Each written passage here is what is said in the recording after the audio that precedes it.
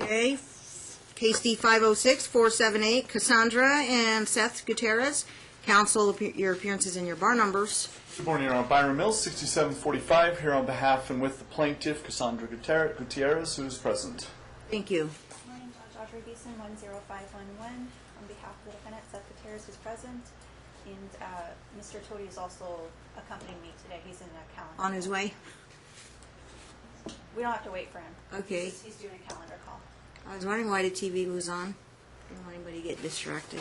All right. This is a 2-day evidentiary hearing, 2 full days. I don't know. I think that Dad initiated. He filed the motion first for order show cause, so he's the moving party. He'll go on day 1. Mom will go on day 2. Any other housekeeping matters? I received, Ms. Beeson, I received your trial brief. Anything on your end, Mr. Mills? They're optional. I Trial submitted briefs. a trial brief. He did. Okay. Well, can you print one out for me? And then, Judge, we can Yeah. probably stipulate to some of the exhibits. That'd be good. My clerk will take notes. And, Judge, if you don't mind, I'm already seated for today. Yeah, you can be seated. Thank you.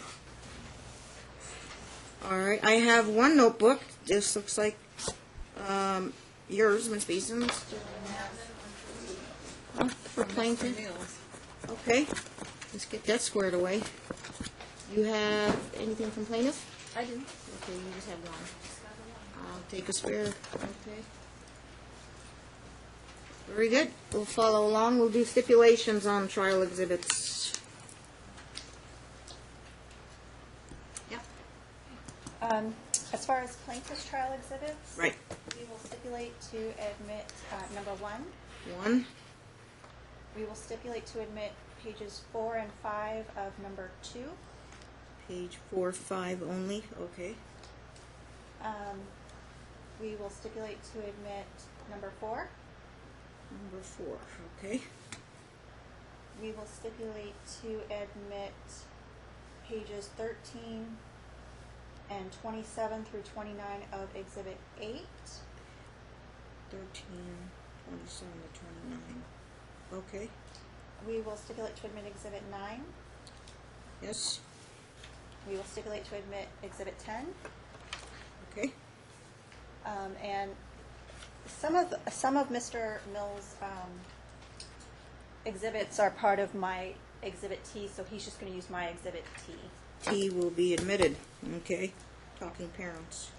And if, just for a clean record, Judge, those would be his Exhibit 5, 6, 7, 9, and 11 are in my Exhibit T. 5, 6, 9. So yeah, they're pretty much admitted then. Yeah, 5, 6, 7, 9, and 11. Yeah. Gotcha. Okay. Your Honor, on defendants, we don't need to admit because we don't really need them to be a part of the record 1 or 2, or I mean A or B. Actually, I admit pleadings. Really? Yeah. Okay. And then if they go up in one package. That's fine. Obviously, I don't have a problem with Yeah, all right, let's- A, B. And Okay. I don't have a problem with C, D, E, C, D, E is and in. F. F. Object to G. All right. We'll wait on that one.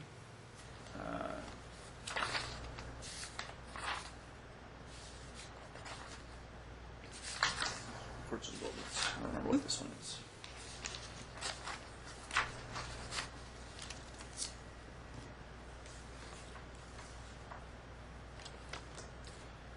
H is okay.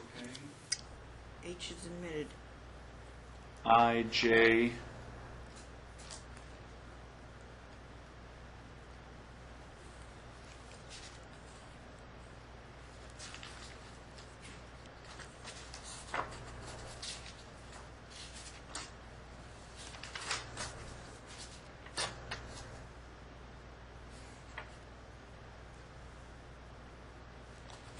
K is fine. K.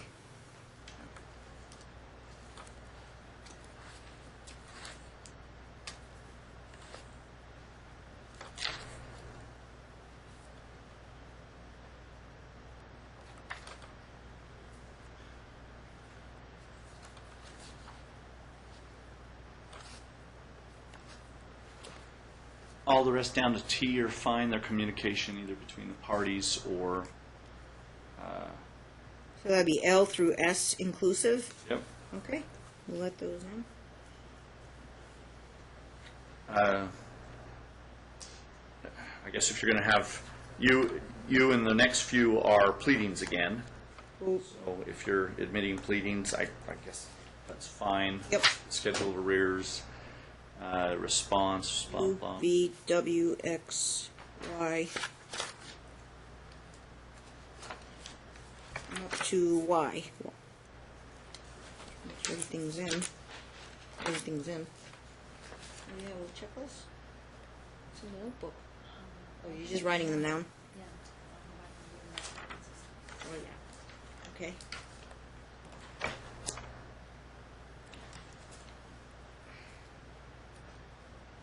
Through KK is fine, Your Honor. I'm gonna Everything through I'm sorry. KK. All right. put that on Makes silent. things easier.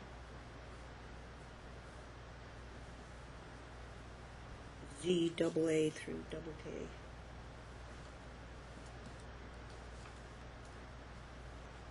Looks like the last three are CDs. All right, we'll let them get in. We'll wait. Later now, yeah. Okay.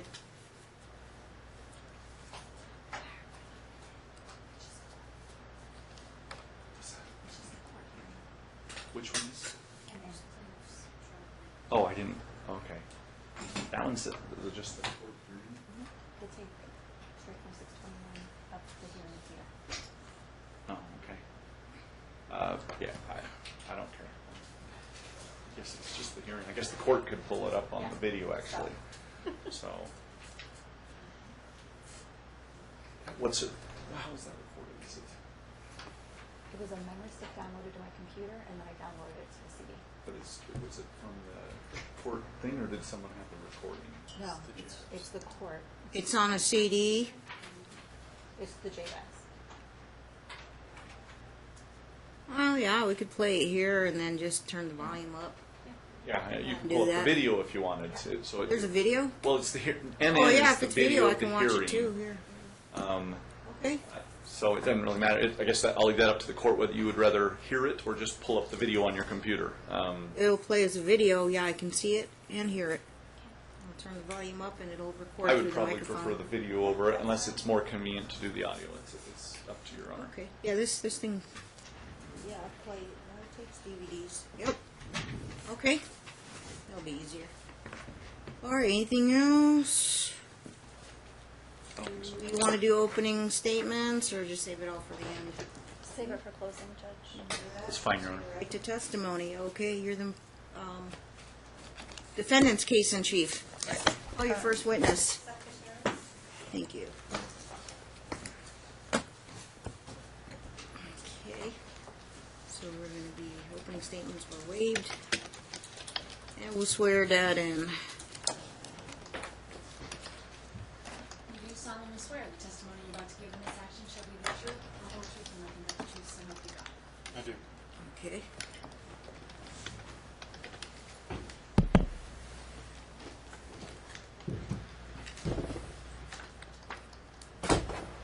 Okay, Ms. Beeson, is your direct examination. Seth, when were you and the plaintiff divorced? It was in March of 2015 is when it was finalized. Okay. And prior to the date of divorce, you and the plaintiff entered into a parenting agreement, correct? That is correct. I believe that was in February. And the parenting agreement was filed with the court on February 17th, 2015, correct? That sounds correct, yes. What was the legal custodial agreement that you entered into? Joint legal custody and joint custodial. I'm going to have you look at Exhibit A. You there? I am, yes. The joint legal custody provisions are spelled out on pages 1 and 2 of Exhibit A, correct? That is correct, yes. And part of the legal custody provisions you're relying on for your order to show cause is under obtaining information as well, correct? That is correct. What provisions, if any, have there been issues with since the divorce? With well, definitely with obtaining information, but also having access to, under legal custody provisions, there's been issues with sharing health and educational information, providing that, any consultations or professionals that met with the children, any records pertaining to the children. Again, with obtaining information, there just hasn't been a lot of information provided. Okay.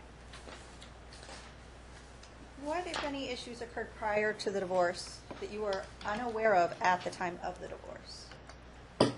That my daughter Bella was evaluated. Your Honor, I'm going to object. I don't understand the relevance of anything that occurred prior to the filing of a complaint for divorce at this point. Offer of proof? The proof will be that even after the complaint was filed, which was within less than a month, the information was still not shared with my client.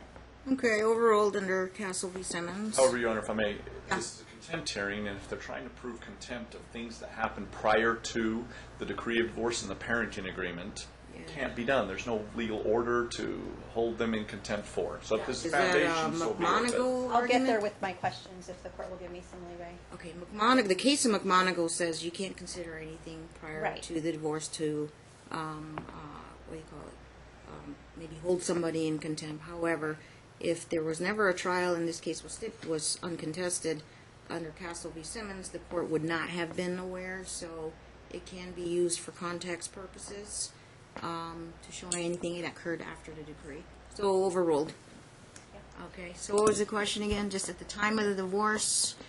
What, if any, issues occurred prior to the divorce that you were aware of at the time of the divorce? That I was unaware of? Yes. Okay. I was unaware that my daughter, Bella Gutierrez, had been evaluated by some organization, some entity, and subsequent to that evaluation, an individual education plan, an IEP, was created for her. Okay. How did you become aware that Bella had an IEP created for her? I did not become aware of that until January, I want to say it was January 27th, 2016, when I went to Bella's school at the time. And when I went to Bella's school, I was given a copy of her complete school file, and inside that file were all these documents that I'd never seen before. Some of them stated that they were IEPs, multi-something reports. There was just a lot of information in that file that I had never seen that had occurred previously. Okay. And what, if any, of those documents in that file did you request from the school pertaining to Bella? I requested everything, the entire file. Okay. And once, strike that. After you obtained a copy of the file, what did you learn was the first step in the process to the IEP for Bella? What I learned is that first somebody would have had to go ahead and evaluate her, an organization such as Child Find. I wasn't able to confirm whether or not, in fact, Child Find had been the entity that evaluated my daughter Bella, but an organization such as that would have had to evaluate her, and then based on that evaluation, they would have made a report would have been generated and prepared that indicated whether or not she met certain criteria, certain eligibility to receive an individualized education plan, which, based on the information that I received, she was evaluated. She was found she did qualify for an individual education plan, and a plan was provided in terms of what resources were available to her in order to go ahead and meet the needs that were spelled out in that plan. Okay. I'm going to have you take a look at Exhibit C. Let me know when you get there. I'm there. Okay. And this is the CCSD speech language assessment. And the date of the assessment was October 28th, 2014. Correct? That is correct. What information, if any, had your wife shared with you about this assessment? I had never seen this document prior to me receiving a copy from Somerset Elementary School in January of 2016. Okay, and the divorce was March of 2015. That is correct. After the assessment was completed on 10/28/2014, what is your understanding of what occurred next? My understanding, and this is based on me reading through my daughter's school file and the reports in there, is that after this assessment on the 28th of October 2014, there was an IEP meeting after that. I believe it was in November of 2014, where the members of the team who evaluated my daughter met with her mother, Casandra, and it was at that point in time that the IEP was generated and set in motion. Okay, so I'm going to have you look at Exhibit D. Yes. Is this where you got that information from that you just testified to?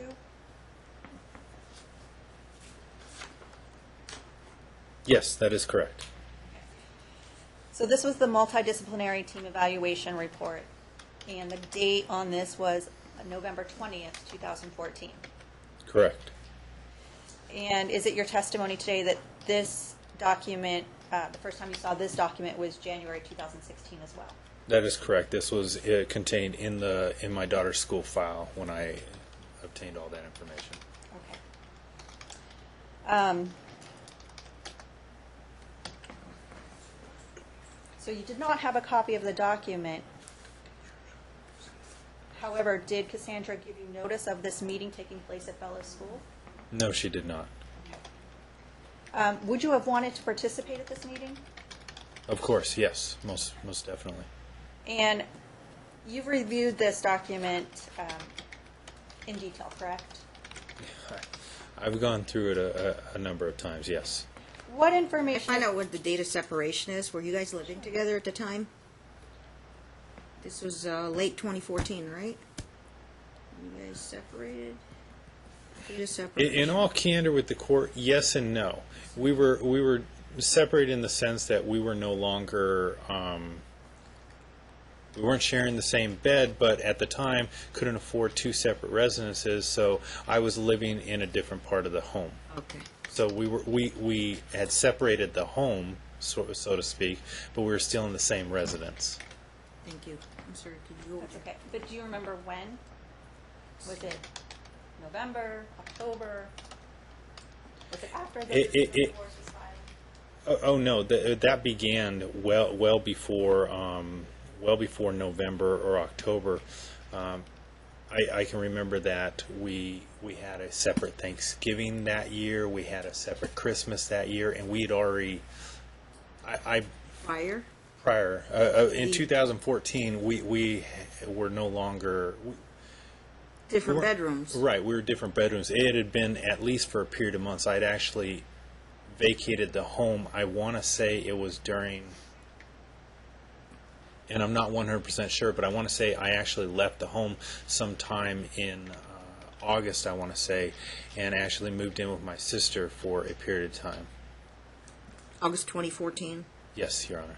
But you started staying in the same bedroom since months earlier before. You can't remember what month? No, I wouldn't say that we stopped staying in the same bedroom until probably July, August of that year.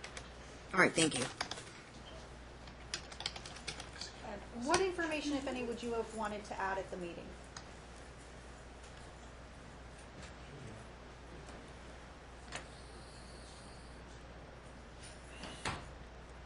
It's kind of hard. Well, for one, I would have had a lot of questions to ask regarding the evaluation, the report, what they found. I would have loved to have picked their brain and find out what their thoughts, what their opinions were based on their interaction, their testing and evaluating my daughter. Obviously they put together a plan that they thought would help address her developmental delays, but what else could I have done on top of that? Is there anything I could have done? I would have just wanted to go ahead and know, and then I could, based on their responses, maybe they would have had questions for me as far as anything that I'd noticed about my daughter, that perhaps information I could have provided them that would have helped maybe give a more complete picture of her for them to go ahead and craft the IEP for. Okay. Seth, go ahead and turn to Exhibit E now.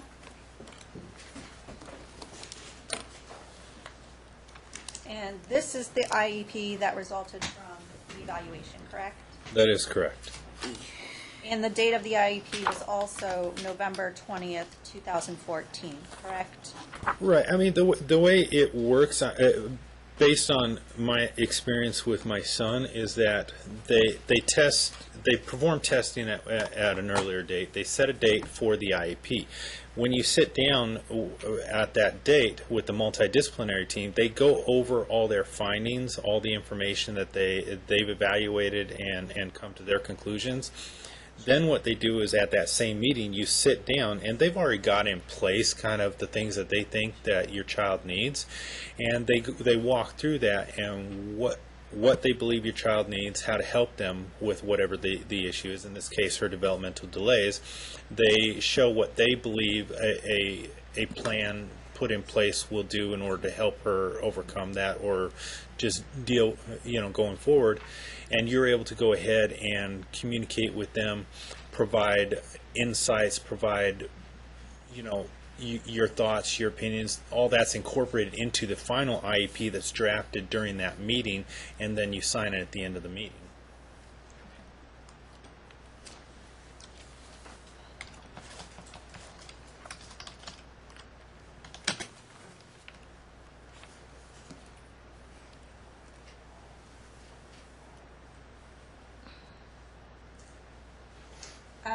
To the best of your knowledge, after this November 2014 IEP, when was the next meeting with Bella's school about the IEP?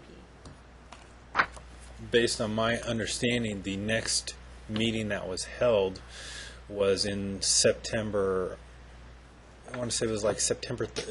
It was September 2015 when Bella first began kindergarten. And were you informed of that meeting prior to September 2015? No, I was not. So I'm going to have you look at Exhibit F. So you said F? F, like in Frank. Okay. This was the IEP that came out of the September meeting, correct? Yes, September 3rd, 2015. Okay. And who provided you a copy of this document? Again, this document I only received when I requested Bella's school file, and it was contained within the school file. And that was in January 2016. So the school actually provided this to me. Did Casandra inform you of the meeting after it took place? No, I was never advised, informed, or otherwise made aware of this meeting, or that it even occurred by Casandra at any time. And what is your current understanding of what occurred at this September 2016 meeting? My understanding is that it was a review of her IEP that was in place. And the purpose of the review was to go ahead and, I guess, modify it or see where she had progressed according to her IEP. If any changes need to be made, address those changes at that point in time. You basically evaluating her progress, and then if there needs to be changes, make those changes. If not, continue. If maybe something else has presented itself that wasn't known before, you basically, it's almost like a new IEP meeting where you're reviewing all the information you had before, seeing if there's anything additional to add, and then seeing, do we continue the same course? Do we increase? Do we pull back a little bit? What do we need to do? Would you have wanted to participate in this meeting? Most definitely. I can't. My daughter's education, her development is very important to me. So any opportunity to be involved in any situation that affects that is very important to me. And what information, if any, would you have wanted to add at the meeting? The biggest, the biggest thing I would have wanted to add is the fact that she never received any of the services that were recommended in the IEP to begin with. The original IEP generated in November 2014. From that time forward to the IEP meeting in September 2015, she never received any of the services, to my knowledge, that they recommended and provided for her free of charge. None of them were provided. So I would have wanted to go ahead and address that issue at that point in time. I've always been. I thought my daughter's speech wasn't exactly where it should be, but I'm not around a lot of kids. I see her interact with her cousins. I see her interact with her sibling, but I didn't really know whether or not her speech was on par where it should have been. I did have some questions, some concerns that I brought up before, but Who did you bring up the questions and concerns to? I'd mentioned those to her mother. I talked to her about it many times. I talked to other people at church. We go to church, and there's more kids around that age at church. I'd hear some of those kids. I actually worked in the nursery at our church, and so I would see kids come in around her age level and how they communicate versus her. So that would raise questions, but the range was all over the place. It's not like she was in the high range. It wasn't that she was necessarily the slowest kid either. But I was always interested in where my daughter fell, and I really didn't have the knowledge or the expertise to go ahead and really make that evaluation on my own. So if we're looking at page 1 of Exhibit F, under meeting information, it says date of last IEP meeting was 11/20/2014, and going down further, it says anticipated duration of services 11/20/2015 and review date 11/20/2015, correct? Correct. Were you informed of this November 20th, 2015 review date? No, I was not.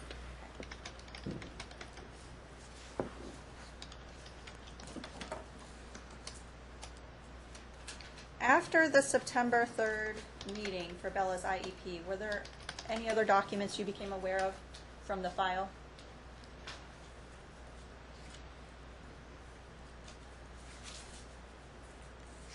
So between September 3rd and the review date of November 20th? Well, there were some other things in the file, like a health assessment. There was some sort of some sort of report that seemed like a psychological evaluation of some sort. I'm not certain I'm getting the title of that report correct. There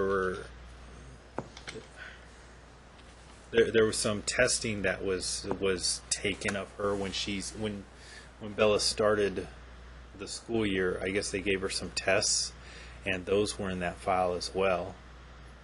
Okay, you mentioned a health assessment. I'm going to have you look at Exhibit H. Okay. Were you provided with information pertaining to this health assessment prior to the date that's on your 10/20/2015? No, I was not. Okay. Were you provided a copy of the health assessment questionnaire to fill out? No, I was not. Okay. What, if any, communications did Casandra have with you pertaining to this questionnaire? None whatsoever. And was this completed questionnaire provided to you by Casandra at any point in time? No, it was not. And based on your current knowledge, did the November 20th meeting for the IEP take place? It did, but it didn't occur on November 20th. Apparently, it was scheduled for November 20th, but it occurred on November 6th of 2015. I'm not sure why they changed the date. I only gathered that information based on the paperwork that was contained in my daughter's file. Okay. Were you informed by Casandra of the November 6th meeting prior to the meeting taking place? No, I was not. Okay. You were not present at that meeting, correct? I was not. Would you have wanted to participate in that meeting? Yes, I would have. And what information, if any, would you have added at that meeting? My biggest concern would have been that I still feel that her speech, her language, isn't exactly where it should have been, based on my perception, my opinion of her speech patterns and her ability to communicate. Also, I would have objected to going ahead and terminating her IEP because and this is just my opinion, if she was found to need to be entitled to certain services, they felt during the initial IEP in 2014 that she needed services. None of those services were ever provided, and yet now, a year later, they're saying she's all good. Let's kick her out of the program. That just doesn't make sense to me. How you can determine that a child needs certain services, they never receive those services, but when you reevaluate them, they're all good now. After the November 6th meeting, did Casandra inform you of the meeting? No, she did not. I'm going to have you look at Exhibit K. And this is the reevaluation that took place on November 6th, 2015, correct? Correct.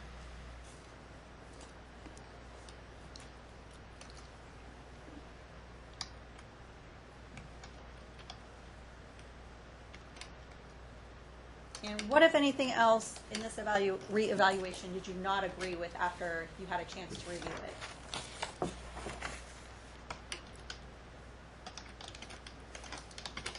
it?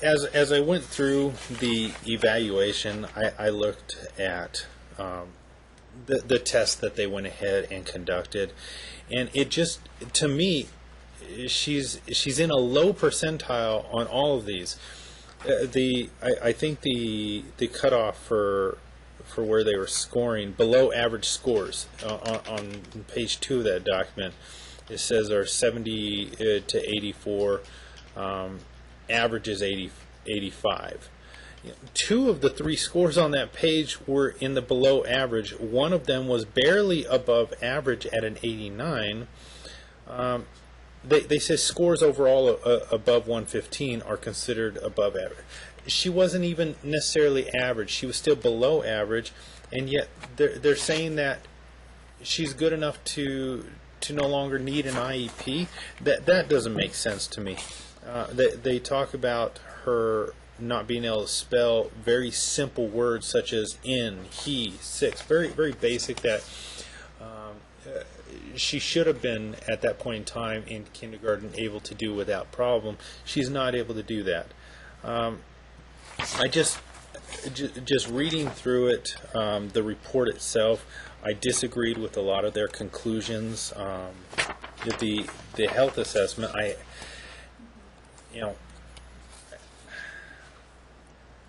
classroom observations.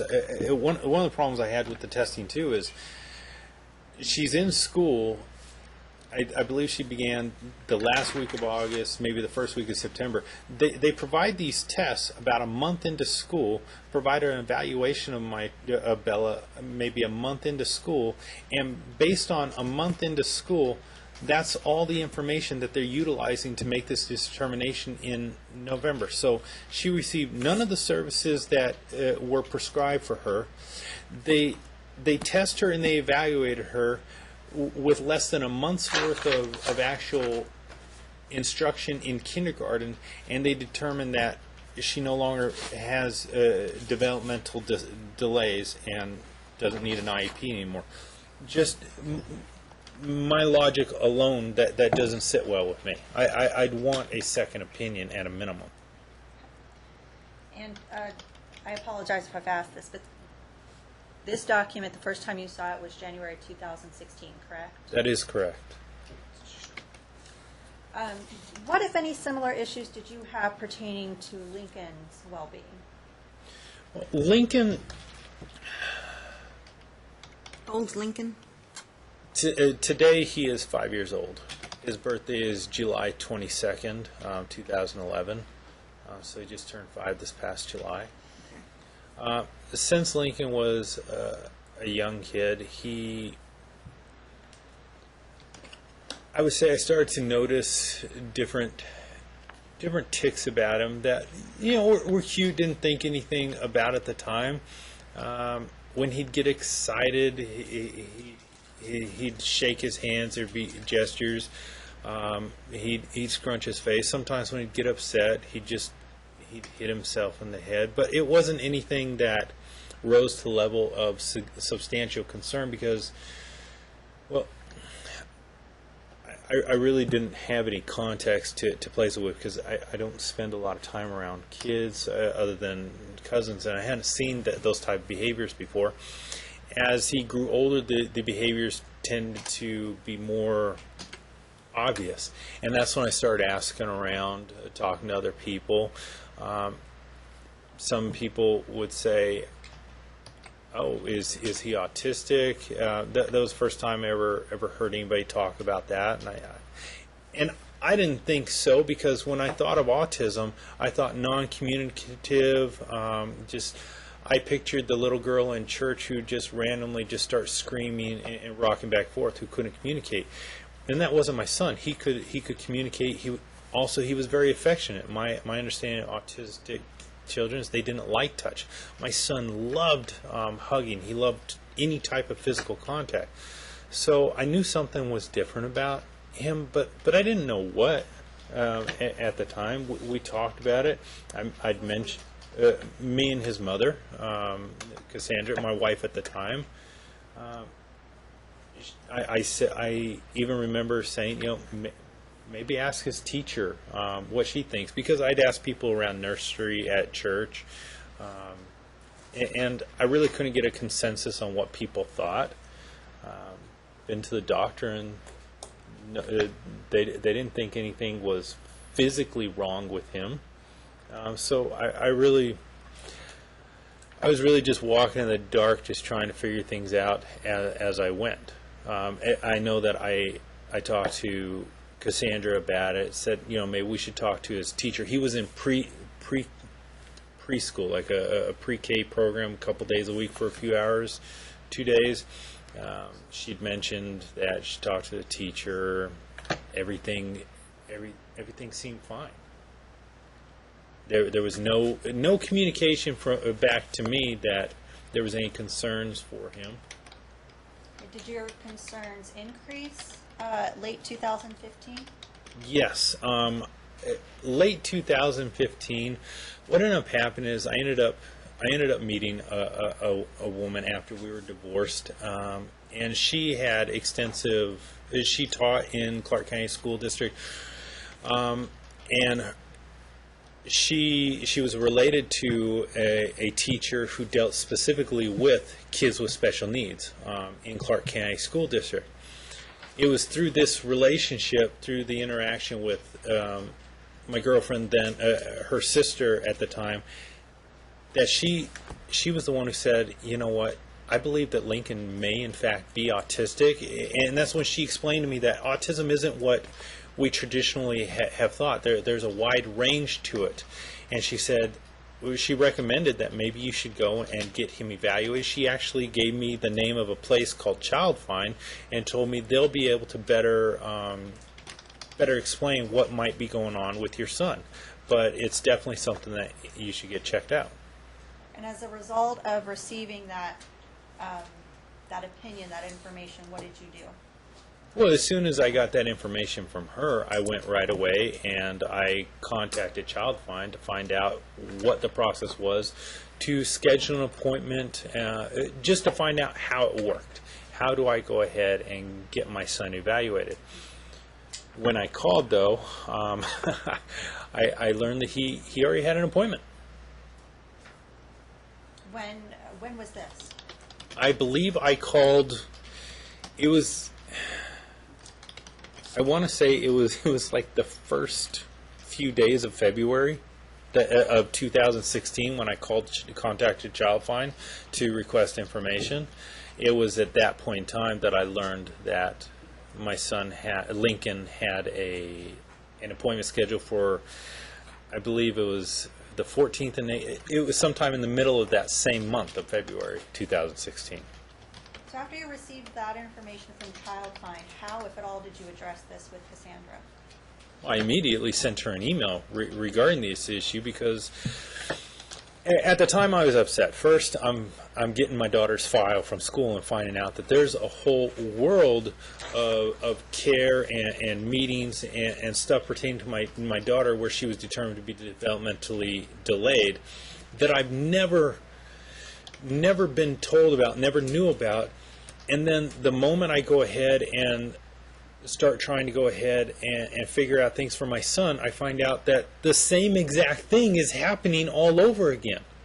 That an appointment is being made to have my son evaluated, and I was never informed about it. I'm going to have you turn to Exhibit M. Yeah. This is the email communication you were just speaking of, correct? Yes, on February 3rd, 2016. Okay. And it looks like in the first paragraph, there was an appointment scheduled to have Lincoln tested February 12th and 18th, correct? That's correct. And those were the same exact dates that I was given when I contacted Child Find, because one of the things that when I contacted Child Find, they asked me information about my son, so I gave them his name and his date of birth, and they were able to pull him up in the system, and they said, we already have an appointment scheduled to test Lincoln, but it was scheduled by, and they gave me the name of the person who set it up, and it was Casandra. And I said, well, do you have my name in there at all as a parent? They said, no, we have no information regarding you. All we have is the Casandra Gutierrez and Lincoln Gutierrez. And at that time, did you inform them that this was your child and you're the father? Yes, I let them know right then and there that my name was Seth Gutierrez. I was the father of Lincoln Gutierrez. That I would be present for those for that testing on those dates, and that I was to be called and notified of any changes, anything with regards to my son going forward.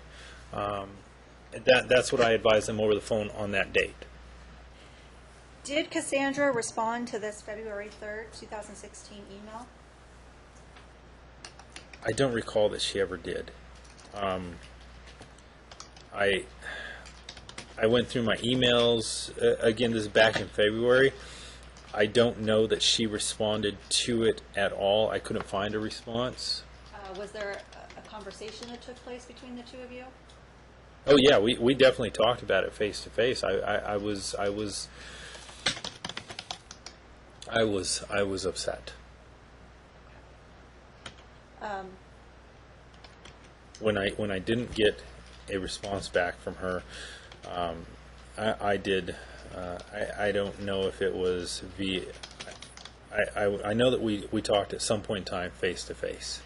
I don't know if we spoke before that over the phone because I called her up. I don't know if it happened at an exchange, but I know that we did have a face-to-face conversation. Did the appointments on February 12th and the 18th go forward as scheduled? Yes, I showed up on the 12th. And she was late, but she showed up.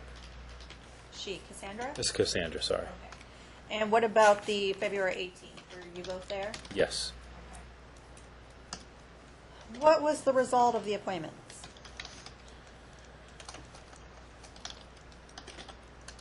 If you recall. Meaning, like, Well, they What occurred at each appointment? Let's start with February 12th. What did they do at the first appointment? the first appointment, if I recall correctly, the first appointment we sat down with one individual in her room. She had Lincoln play with some toys. She showed him some pictures in a book, asked him some questions. I don't recall whether or not they did the health assessment that same day where we met with the nurse or not. I think we did. I'm almost certain we had the health assessment the same day where he sat down with the nurse. She asked him to do a lot of things, had him, checked his eyesight, did some things for his hearing. And then on the second date, the 18th, we were in a separate room. They took Lincoln off by himself so that they could do some more private evaluation of him. And we had to actually fill out. They gave us paperwork at the end when we left on the 12th. I think it was. They gave us a form to fill out. She sat down with us, one of the administrators there who was evaluating Lincoln, and she started asking us questions about, you had to fill in a bubble of whether the observation was low, never, high, likely, something like that. And 5 questions into it, we were at such a variance in our answers. She said, why don't I just give you each an individual one? You take it home, you fill it out, bring it with you next time, and that way I can see it from both of you. And so that's what we did. And the next time we showed up, they went through our individual submissions. They met and spoke with Lincoln and evaluated him privately and made some determinations. What were the determinations? I didn't learn about any of the determinations at the time. They set an IEP.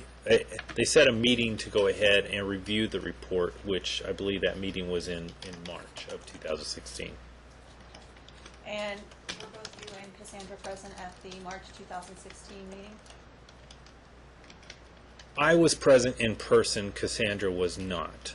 What ended up happening is, so when we're leaving the appointment on the 18th, it was, I believe, was scheduled on the 18th, the meeting for the follow-up for us to sit down with the multidisciplinary team and evaluate their findings. Casandra asked that it be set on a specific date and time and in the afternoon. I didn't want the afternoons because that just screws up my day with work.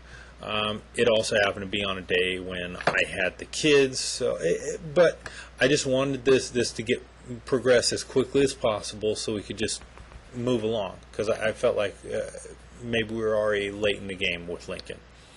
So we set it on a date and time, and I forget the exact date and time, but we set it on a date and time that was convenient to Casandra. I show up on that day, and Cassandra's not there. The office staff attempted to contact her multiple times via phone, were unsuccessful. After waiting almost 15-20 minutes after the hour when it was supposed to start, they finally said, well, we can reschedule this or we can just proceed without her. And I said, I can't reschedule it. I already had to take time off work. So we went back and we began the IEP, the multidisciplinary review with the entire team present in that room. I want to say somewhere in the neighborhood of 35, 45 minutes into our meeting, they were able to get in contact with, either they had made contact with Casandra or she had finally responded to their voice message to them and called in. At that point in time, she was joined into the meeting via phone. And that's how the meeting progressed from there going forward, with her on the phone and me in person. What information were both you and Casandra given during that meeting? During that meeting, they did find that Lincoln, they said he was autistic. He was in the autism spectrum disorder. So he had autism, but they said that he was very high functioning. This is an individual that with the proper treatment, the proper therapies, the proper educational plan. This is somebody who later on in life will be able to lead a full and complete productive life and appear in society, I hate to say it, normal.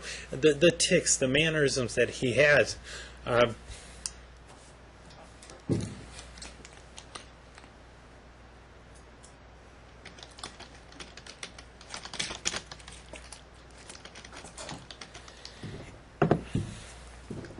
If he gets the treatment that they're prescribing and continues to work forward, he would not be an individual in society that would be ostracized or stand out because of his behaviorisms. Okay. What did the evaluation determine as far as this is the next step? What was the next step after that? The next step was to get him into a preschool program as soon as possible. What it was is essentially my understanding was we had a couple options. They showed us what the options were. One involved taking him like a couple days a week for some specific type of educational therapy. One option had us just keeping him at home and maybe having somebody come to the house. Ultimately, the option that we selected, and the one that they recommended most of all, was a self-contained classroom atmosphere where he'd receive instruction, be around other children in a very, very small setting, other children who were in the same, who also had autism. And there would be a minimum of two, I believe three people, always teachers supervising and providing instruction, helping him. And that would be in a normal school setting. Self-contained, meaning apart from the general education classes, but in a normal school setting.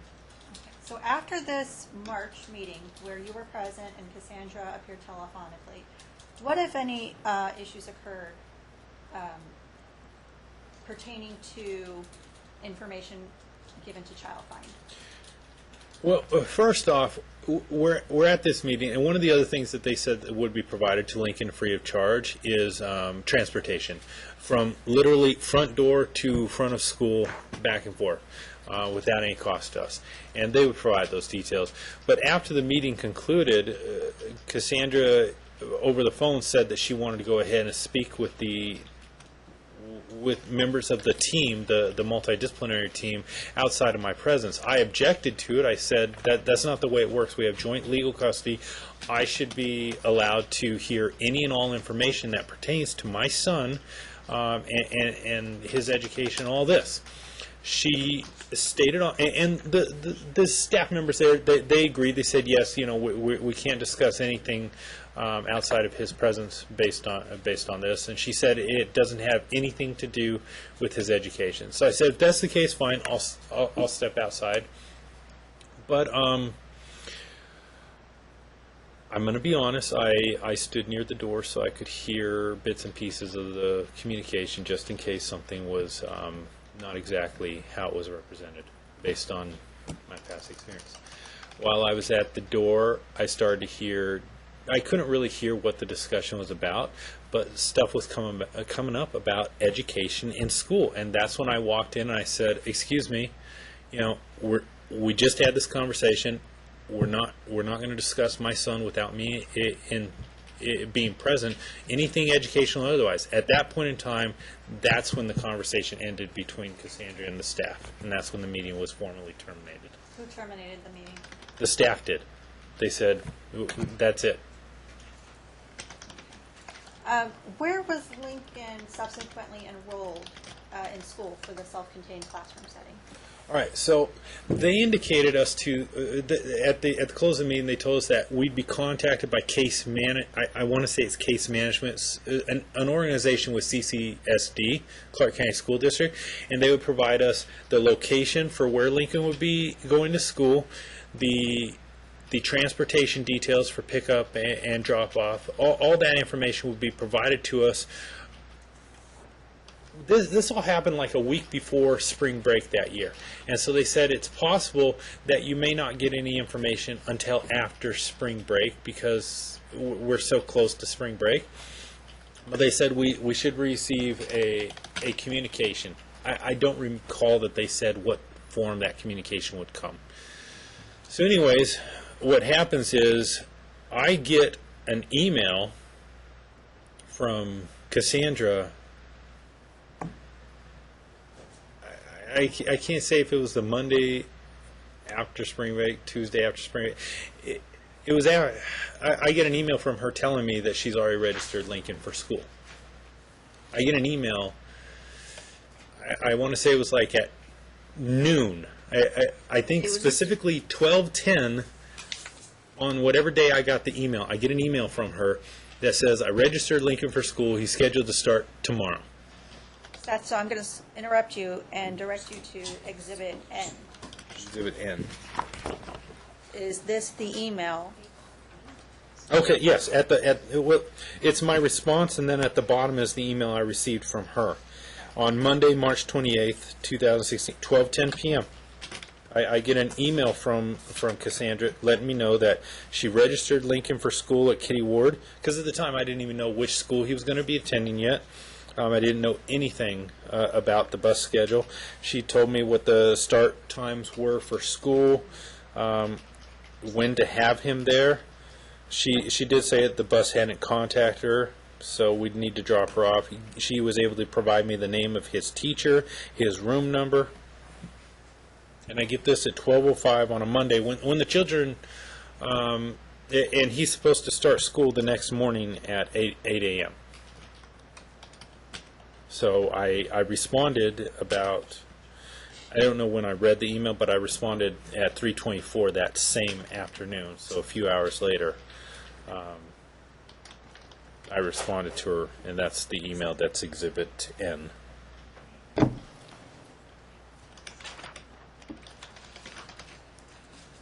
Did the two of you have any communication regarding this email after you responded?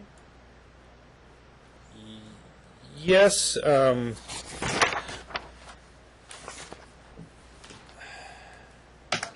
you have any telephone communications with Casandra after this email was sent?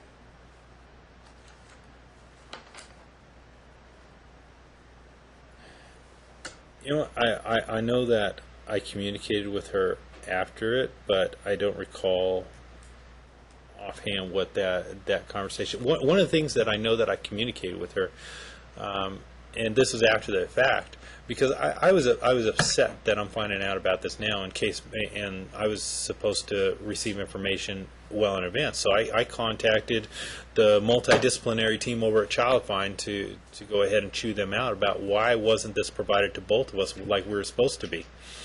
And that created a problem that led to many other issues later. And if I can digress just briefly to explain why I called Child Find first. During the multidisciplinary, the IEP, I knew at the time that I was going to be moving residences. And so for continuity of Lincoln, they advised that, well, let's just go ahead and use the mother's address as the primary address on the IEP for communication, knowing, and they wrote it in there, knowing that it needs to be communicated to both both parents. And I said, okay, all right. Just who are you at, Child Find or at Child Find with the multidisciplinary team. Okay. So I knew that case management, when I contacted them, knew that I made them aware they were supposed to contact both of us. They said as soon as they know anything, they will. After I get this email from Casandra, I call Child Find. They said, yes, we communicated that to case management. Call them. I call case management. I find out from case management that they sent an email to Casandra notifying her of what Objection, school. Your Honor. This is hearsay. We weren't a party to. My client wasn't a party to this. He wants to discuss discussions. Move to strike. Yes, move to strike and. For any exceptions? Hearsay. Nobody subpoenaed them today? Are any records in? No, Judge, I would just say that the testimony is not going towards the truth of the matter asserted, but to explain why he did what he did and what he found out before he communicated with Mom. I doubt that. Was this anything in response to an email Mom sent him? No, he's saying that this is what he did before he responded to Mom's email at 12:10 on March 28th. Or The moment I got, Contacted Child Find to find out what had happened and why he didn't get the communication. the communication about what? Lincoln being About enrolled? Lincoln's, the information for the school that Casandra received. So it goes directly towards one of their allegations of contempt, Your Honor. Not in response to anything. I thought maybe it might be a response to Mom's email that about enrolling him. After he received this email, I before don't he know if there's an responded. exception. You are trying to prove truth of the matter asserted that he did contact them. I'll accept that he contacted them. Okay. I'll accept he contacted Child Find. I'll accept he told, from him, he told Child Find, we can use Mom's primary address, and make sure you contact and notify both parents prior to any, decision about, or school, or, I can do that, and the rest would be sustained as to hearsay. Okay, you can ask another question. Seth, was Cassandra present during the discussion about you can use Mom's address as the primary address? she was present via the telephone, via the phone. So this was the March meeting? Yes. Would you have been present for his registration if you had prior notice? Of course, I I was awaiting the information so that I could be present for it. I had stated during that meeting that I would be there whenever his registration. I know that we had communication before this. That was why I get this email from her on March 28th, and I'm upset because I had asked her previous to receiving this email, either face-to-face or via some sort of phone conversation, hey, have you heard anything yet? Have you gotten any information? You No. emailed her. Meaning Casandra. Said no. So I get this email. I'm sorry, how did you inquire? I don't remember if it was via text message or over the phone or Do you face-to-face. specifically remember that? But I specifically remember that I asked her about it because they said they would contact us within a week. And I recognized that there was going to be the spring break, but I wanted to know whether or not they had communicated anything. When I get this email from her, I'm upset. So that's when I contact Child Find. That's when I contact case management, and based on the information that I learned from Child Find and case management, that's why I responded a couple hours later the way I did with this email, is because of the information I received from case management, the as far as what they communicated to Casandra. That's why I responded the way I did. Okay, so I'm going to have you turn to Exhibit V, page 5. I'm sorry, you said exhibit V, like V. Victor? Got it. 5. Page 5. It's 11, and we've been on here. We can take a little break Can I just finish this? after we do V. Okay. Thanks. I'm just don't want to forget. Is that Bates 005? Yes. V005? Okay. Defendant's Exhibit V005. All right. Okay. Now these are Cassandra's responses to the request for admission. These are correct. Okay. Correct. Okay. Request number 19. Admit that upon receipt of Child Find school location and transportation details on March 21st, 2016, you did not provide this information to Seth. And just her admit or deny response is admit, correct? She says admit in part. Okay. Request number 20. Admit that you registered Lincoln at Kitty Ward Elementary School without notifying Seth prior to doing so. Her response? Admit. Okay. Request number 21, admit that you sent Seth the information you received on March 21st, 2016, after you had already enrolled Lincoln at Kitty Ward. Her response? Admit, but that's not entirely accurate, because what happened is she received an email communication from case management detailing her this information, and then she goes ahead and sends me the information in her own email. So I mean, she did send me the information, but she didn't send me the exact copy of the email that she received from case management when they notified her on the 21st. Okay. We can stop there, Judge. Wait a minute, so you did get something on the, Okay. admit that you sent the information Casandra received on 3/21 after you had already enrolled Lincoln.